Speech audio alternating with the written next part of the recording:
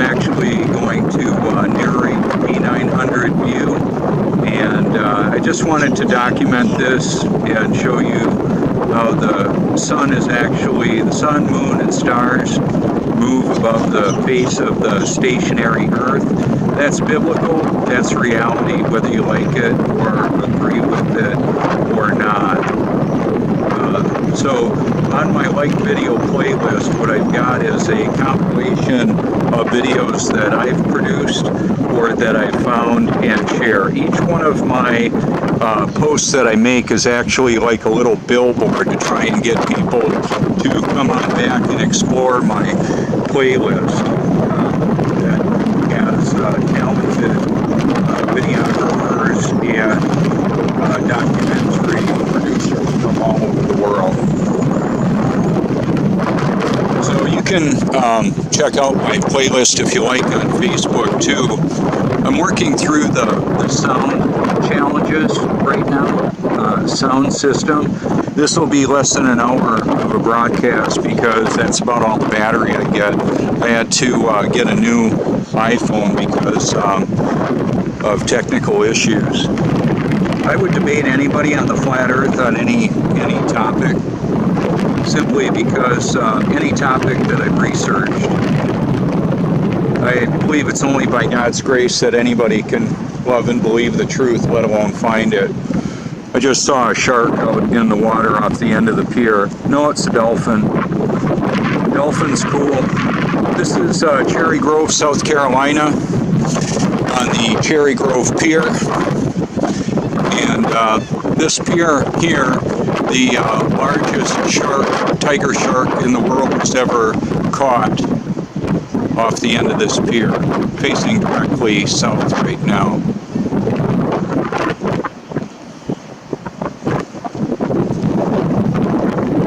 Where the sun and the moon appear and vanish on the horizon can't be explained by a spinning, wobbling, gyrating oblate spheroid. They're mocking us, they're making fun of humanity and deceit. The way that this works out is, I just pulled my plug, sorry about that. The way this works out is it's only by God's grace that anybody can love and believe the truth, let alone find it. If my sound ever cuts out, please let me know. And that's a big deal. I want to make sure that the message gets out there. And I retitled a video of mine recently, back to hashtag Flat Earth Debate Anyone. I don't care what kind of credentials, monopoly money people have in their bank account, what they do, because the truth is that we live on a stationary plane. That's biblical and that's reality.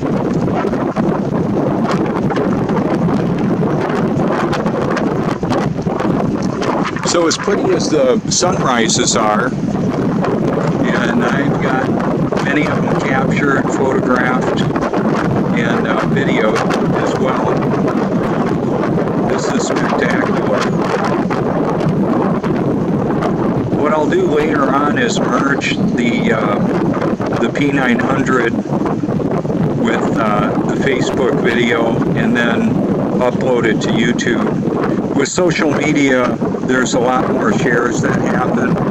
My local Sun in the Clouds video on my YouTube channel has less than 2,000 views and over 600,000 views and 14,000 shares in a variety of venues that it's been put together. I know there's differences in cloud density. I've watched shadows and reflections and been seeking the truth my whole life, so I thought. And I thought I was born again until I actually was. There was over a 30-year delay in that. And what I want to help you to consider is I can't explain how the sun looks the way it does, apparently, in the clouds. I know we've got atmospheric cleansing and all of that. It sure looks like the sun is in the midst of the clouds to me. Okay, and is as interesting as that is, it's the water that covers the face of the earth that actually indicates the impossibility of living on a globe with people stuck upside down in relationship to other people. That's just patently not even possible. Water doesn't stick to a spinning ball. Oh, what about gravity? Gravity is a massive lie. There's differences in density and mass. Lighter things, lighter than floats, heavier than sinks or falls. So for those of you who want me to jump off a balcony and see that gravity's real, I'm more dense than the atmosphere. No kidding, huh? Yeah. The water exposes the global lie. Here we go, folks. It'll do it all over the face of the earth. I don't want to do much of that because there's people down below. But the water actually exposes the reality of the world that we live in. Very fascinating to me. I can't show you on the LCD screen because, well, I'm using the diopter. It actually allows me to zoom in better.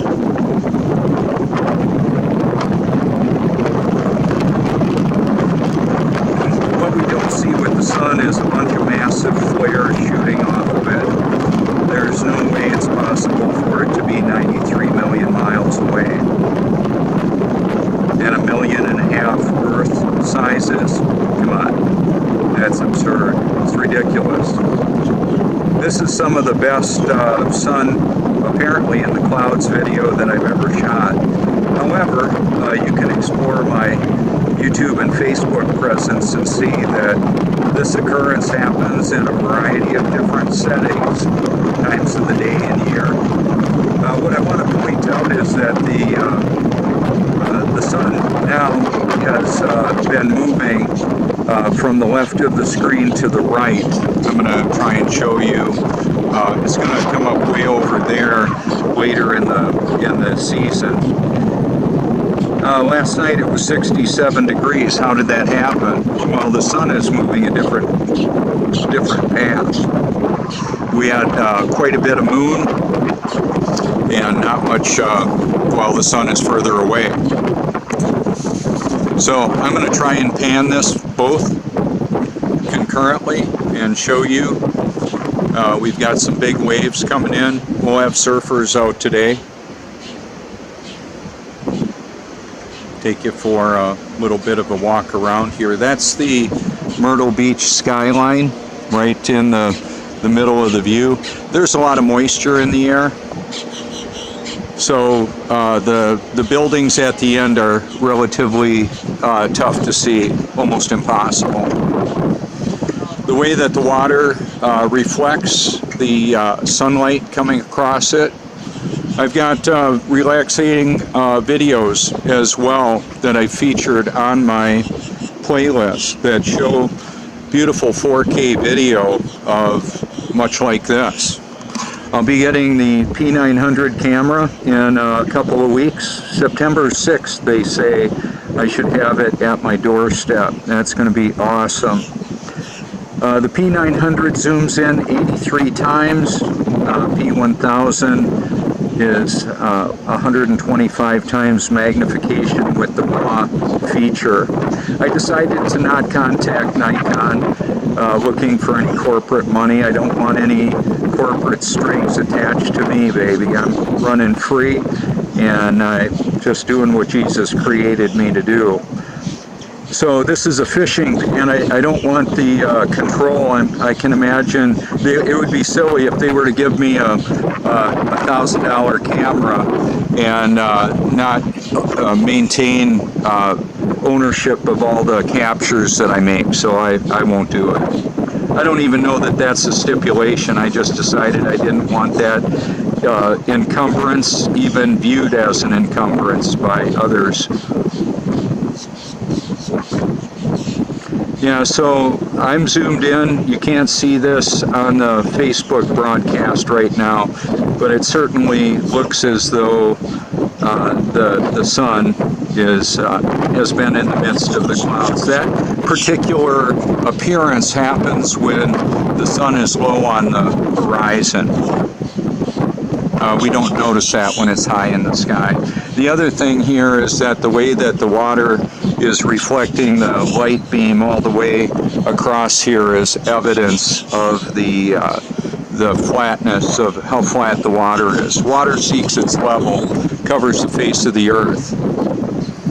It's just what it does. It doesn't stick to a spinning ball.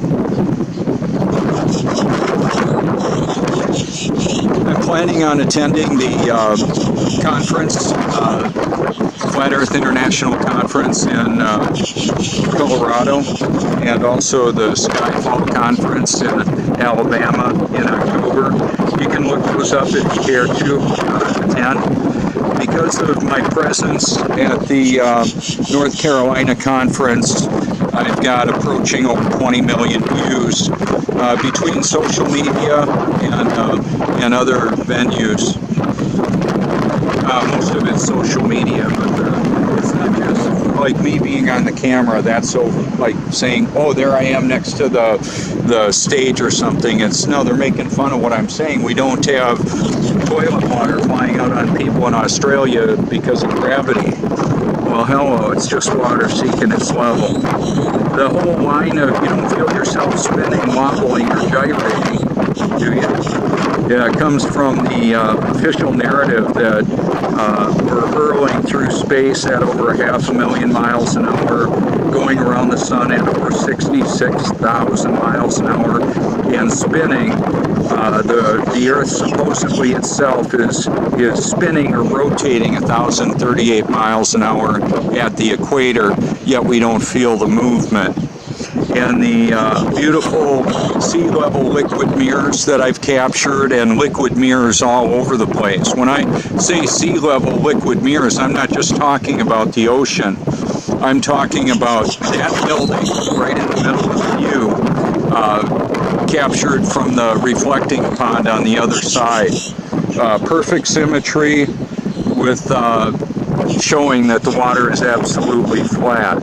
I mean, it's a multi-million-dollar, many millions of dollars of architecture that I show in my reflections, so people can see that. Now, the lighting that's happening right now is we can see how the buildings are easier to see simply because of the light that's hitting them. So over on the Myrtle Beach skyline there, we had Creation Ministries International, Answers in Genesis organization that got Genesis wrong. I don't trust them. Ken Ham, you need to do your research a little bit more and actually just seek the truth with all your heart. I am not apologizing to them. I believe that they're a deceptive organization. By the nature of that, they're deceived themselves, I believe. Ultimately, Satan is the ultimate deceiver. He is deceived, so are his children, so are the fallen angels. They're all deceived as best I can tell. The gospel is foolishness to those that are perishing. They're not going to get it. They're not going to want to hear about the Bible. They're not going to want to do what Jesus created them, what he commanded them to do. They're going to do their own thing, which I understand essentially is what they were created to do.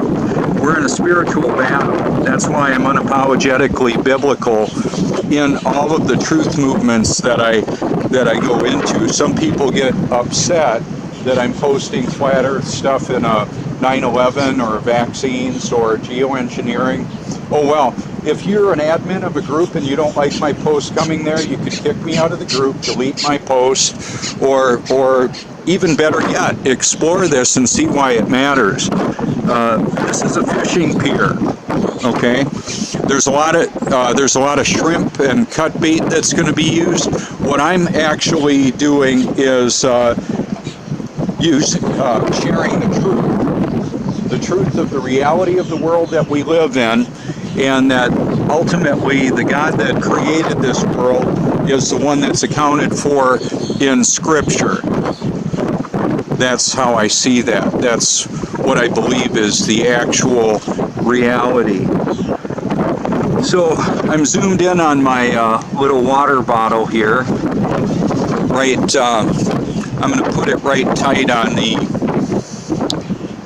horizon. It's part of the evidence, and there's very little movement of that water.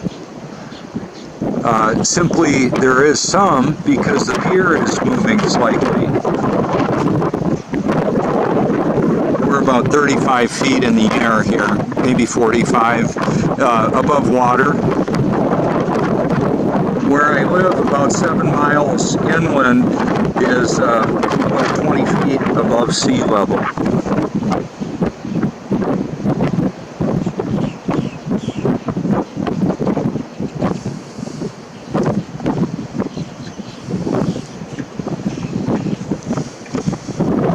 So if you like this kind of content, to share it. I appreciate it very much.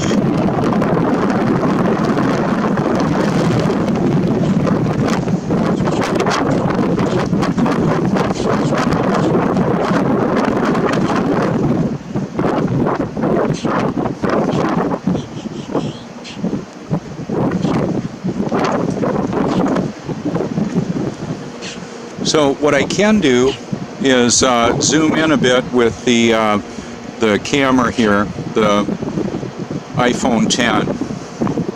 It's 10 times magnification right there that you're looking at.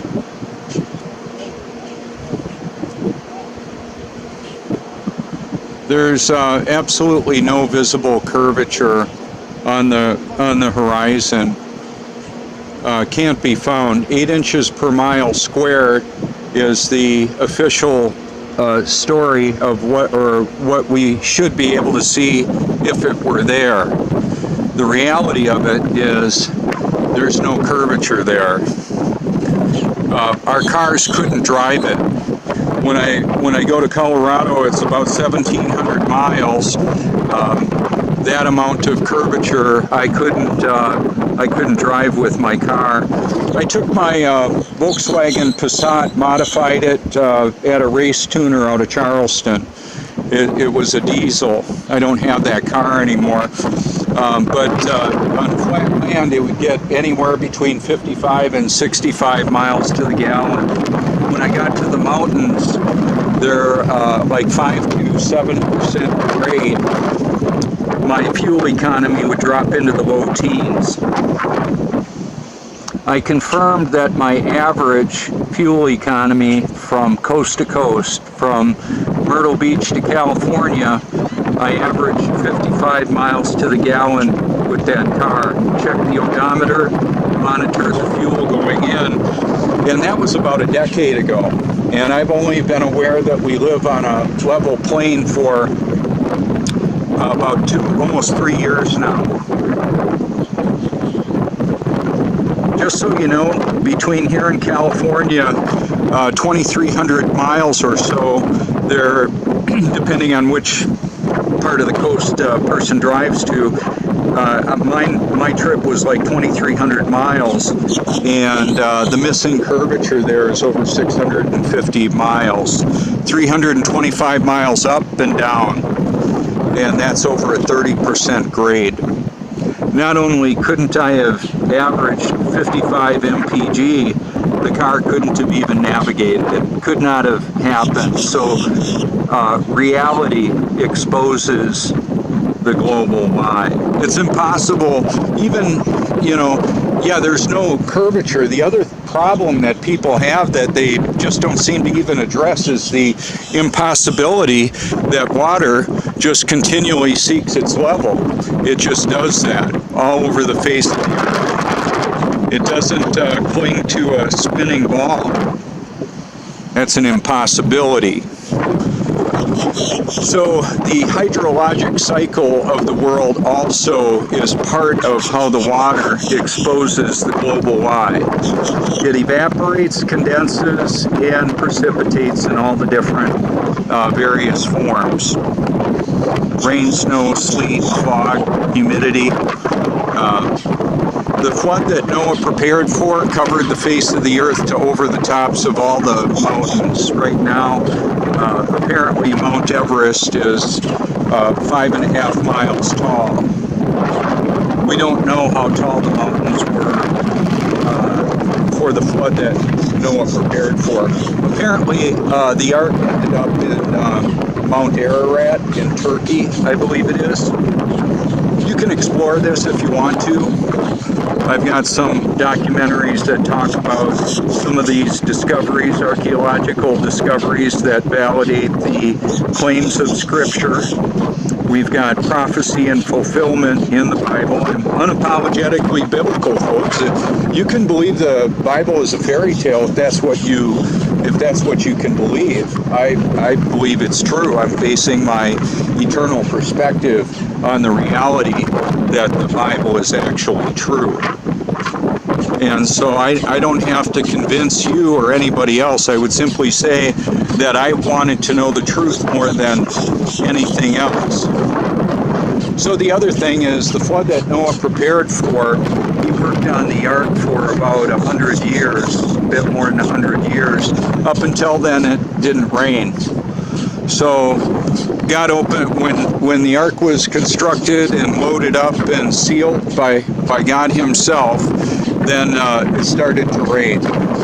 And then he opened up the floodgates of heaven. There's a firmament that separates a massive amount of water from the water that we see down below here. And then the fountains of the deep. So we had 3 water sources. If you're questioning my understanding of some of this, like the hydrologic cycle, do you know how much a gallon of water weighs? That depends. It depends on the temperature of the water. The density and volume changes based on temperature.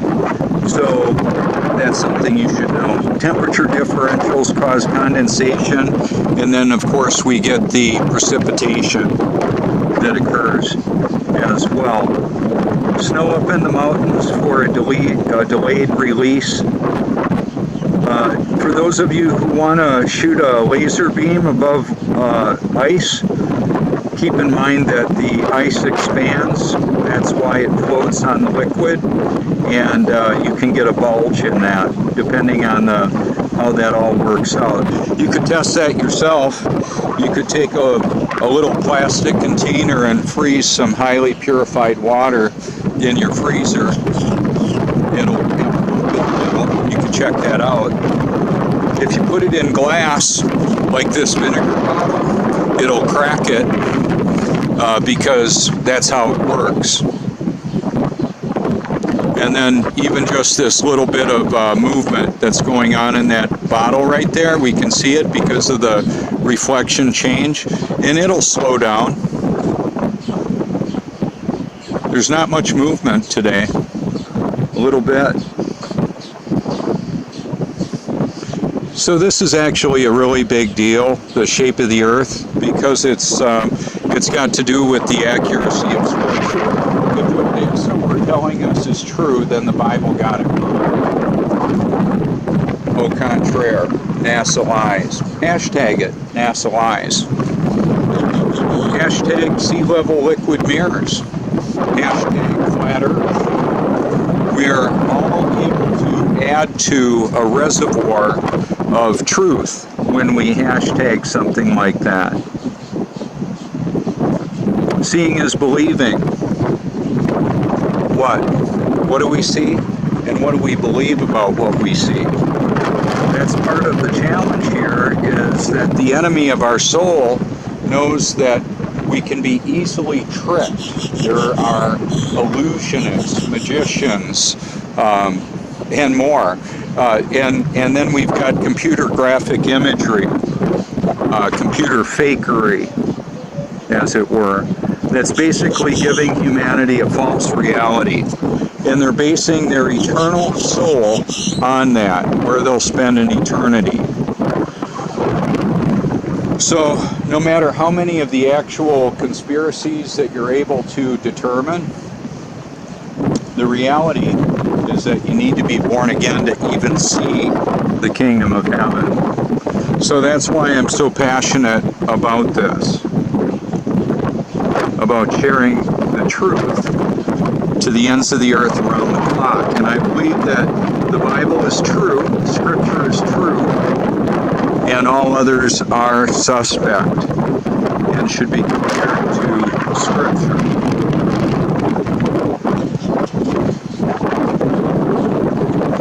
So when I say flat earth debate anyone, I'm actually not kidding.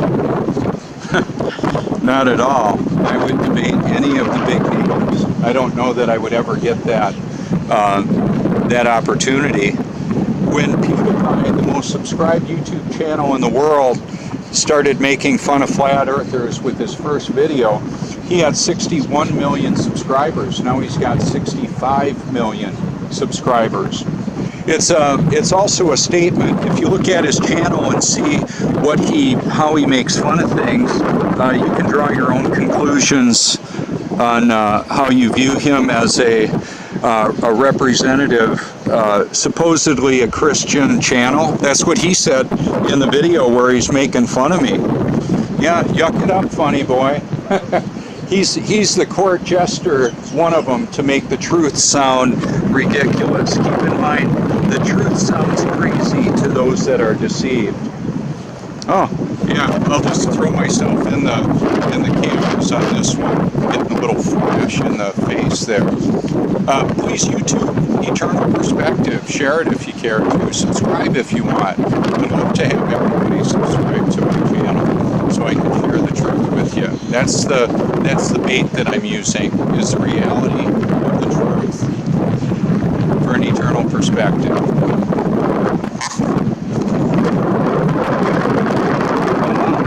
20 seconds left. The other thing is Bible.is and Bible.com are tremendous apps that you can use. I've got the audio Bible merged with the beauty of creation. Please explore that.